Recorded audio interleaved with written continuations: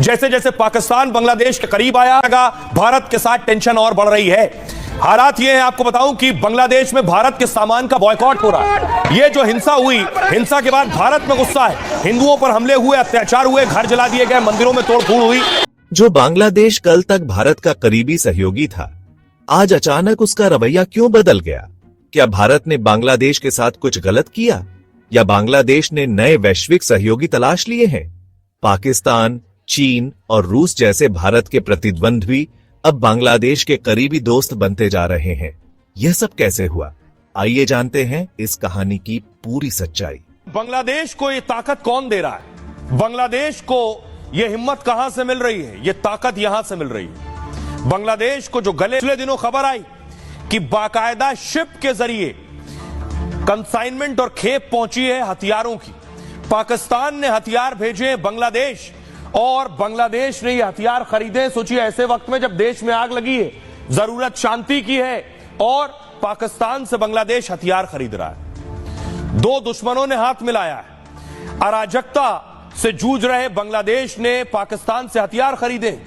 1971 के बाद पहली बार पाकिस्तान से हथियार खरीदे। पिछले दिनों खबर आई, बांग्लादेश में छात्र क्रांति और शेख हसीना को सत्ता से हटे हुए 4 महीने बीत चुके हैं। इन 4 महीनों में भारत और बांग्लादेश के रिश्ते लगातार खराब होते जा रहे हैं। भारतीय सरकार ने बार बार बांग्लादेश में हिंदुओं की स्थिति को लेकर चिंता जताई है। इसके जवाब में बांग्लादेश ने भी खुलकर कहा है कि भारत को पहले अपने प्रोपेगेंडा को रोकना चाहिए। बांग्लादेश ने यह भी स्पष्ट किया कि राजनीतिक हिंसा के कुछ मामलों को छोड़कर कोई भी हिंदुओं को निशाना नहीं बना रहा है। कुछ बड़े देश बांग्लादेश की नई आजादी को सहन नहीं कर पा रहे हैं। बांग्लादेश, जिसकी स्थापना में भारत ने अहम भूमिका निभाई थी, अब उसी भारतीय सरकार से बातचीत करने के लिए तैयार नहीं है। भारत और बांग्लादेश के रिश्ते कभी मिसाल माने जाते थे, लेकिन यह कहानी हमेशा एक जैसी नहीं रही। साल 2011 में भारतीय सीमा सुरक्षा बल BSF के हाथों बांग्लादेशी लड़की फलानी खातून की हत्या एक महत्वपूर्ण मोड़ था। फलानी को गोली मारकर कांटेदार तारों पर लटका दिया गया और इस दर्दनाक घटना ने दोनों देशों के बीच मतभेदों को हवा दी। फलानी हत्याकांड के बाद सीमा पर झड़पें, पानी के बंटवारे पर मतभेद, व्यापार असंतुलन और भारत की बांग्लादेश की आंतरिक राजनीति में दखल जैसे मुद्दे उभर कर सामने आए।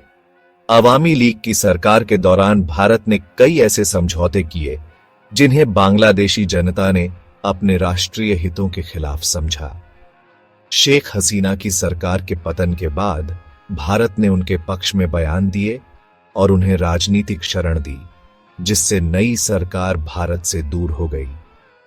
बांग्लादेश में भारत विरोधी प्रदर्शनों ने भी रिश्तों को और खराब कर दिया। पाकिस्तान बांग्लादेश के करीब कैसे आया? भारत से रिश्ते खराब होने के बाद बांग्लादेश ने अपने विकल्पों पर विचार किया और पाकिस्तान के साथ संबंध बेहतर बनाने की रणनीति अपनाई। पाकिस्तान की नई पीढ़ी और राजनीतिक नेताओं ने सोशल मीडिया से लेकर कूटनीतिक मोर्चे तक बांग्लादेश के साथ दोस्ताना रिश्तों का संदेश दिया। यहां तक कि पाकिस्तानी कलाकार भी बांग्लादेश में शो करते नजर आए, जिन्हें भारी सराहना मिली। व्यापार के क्षेत्र में भी दोनों देशों ने महत्वपूर्ण कदम उठाए। 2024 में बांग्लादेश के राष्ट्रीय राजस्व बोर्ड ने पाकिस्तानी उत्पादों को अपनी रेड लिस्ट से हटा दिया, जिससे व्यापारिक रिश्ते सुधरने लगे। सीधी उड़ानों, समुद्री व्यापार और सरल वीजा नीति पर भी काम जारी है। भविष्य में क्या हो सकता है? बांग्लादेश और भारत के बदलते रिश्ते और पाकिस्तान के साथ बढ़ती नजदीकी दक्षिण एशिया की राजनीति में बड़े बदलावों का संकेत दे रहे हैं। क्या ये देश भविष्य में किसी नई कूटनीतिक रणनीति का हिस्सा बन सकते हैं? इसका जवाब तो समय ही देगा। यह थी भारत, बांग्लादेश और पाकिस्तान के बदलते रिश्तों की कहानी। इस विषय पर आपकी क्या राय है? अपनी कीमती टिप्पणियां नीचे कमेंट सेक्शन में जरूर दें। हमारी वीडियो को लाइक करें, सब्सक्राइब करें और बेल आइकन दबाएं ताकि आपको भविष्य की महत्वपूर्ण। अगर आपको यह कहानी पसंद आई हो तो हमारे इस YouTube चैनल को सब्सक्राइब करें ताकि हम और भी ऐसी कहानियां मेहनत से बना सकें।